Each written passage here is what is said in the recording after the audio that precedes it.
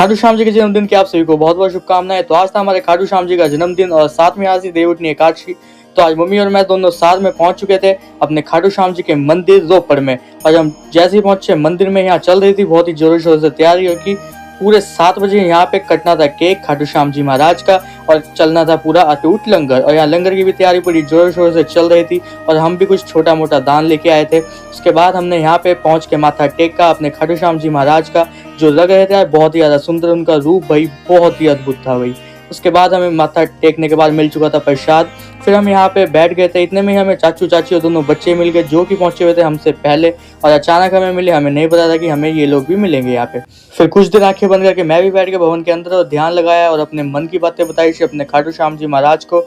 और उसके बाद हम यहाँ से निकल गए और यहाँ से निकलने के बाद हम सीधा पहुंच गए घर की ओर, क्योंकि आज ही देवउठनी एकादशी। तो आज तुलसी माता की शादी भी होती है। तो सबसे पहले पहुंचे हम छत पे और जितने भी घर में तुलसी सारी इकट्ठी कर ली थी और मम्मी करेंगी अब पूजा।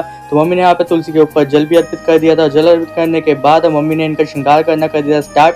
और श्रृंगार के लिए मम्मी काफी सारा सामान लेके आई हुई थी, जैसे कि आप देख सकते हैं टोटल श्रृंगार का सामान और दिया, घंटी, फूल वगैरह सब कुछ। और मैं खड़ा हुआ देख रहा था कि भाई पुरानी पीढ़ी है जो इतने त्योहार कर लेती है, नई पीढ़ी का तो भैया बेड़ा ही करके कहाँ ही होगा इनसे इतना। उसके बाद भाई मम्मी ने यहाँ पे श्रृंगार भी रख दिया था और यहाँ श्रृंगार रखने के बाद मम्मी ने यहाँ पे चुन्नी भी उड़ा दी थी तुलसी माता को।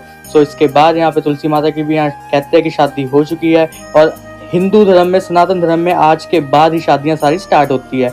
देव उठाए जाते हैं और देव उठने एकादशी के बाद ही शादियाँ स्टार्ट होती है। उसके बाद मम्मी ने यहाँ पे चावल पीस लिए थे और चावल पीसने के बाद कुछ मम्मी आकृति सी बना रही थी। भाई कहते हैं कि जैसे आज देवउठनी एकादशी है तो पूरे घर में बनाई जाती है। यहाँ तक कि मम्मी ने ये गैस चूल्हे पे भी बनाई थी और साथ में मम्मी ने यहाँ पे स्वास्थ्य बनाना भी कर दिया था स्टार्ट। और अब भाई होती है देवउठनी एकादशी की असली पूजा। यहाँ पे इस पूजा में रखे जाते हैं भाई मूलियाँ, सिंघाड़े और कुछ आकृति बनाई जाती है। मतलब ये भगवान ही बनाए जाते हैं एक तरह से, भाई हमें तो नहीं पता। और यहाँ मम्मी घूंघट करके बैठी हुई होगी, कहते हैं कि इसमें देवी देवता आते हैं तो वही बड़े बडेरों से ऐसे घूंघट करना पड़ता है। उसके बाद हमने भी यहाँ पूजा करने का दी स्टार्ट। सो पूजा फाइनली अपनी हो चुकी है डन। फिर मैंने यहाँ बैठ के लिया आशीर्वाद और आशीर्वाद भी मैंने आराम से ले लिया था और मम्मी भी आ गई थी मुझे आशीर्वाद देने के लिए। उसके बाद अब था फाइनल स्टेप देवउठनी एकादशी का।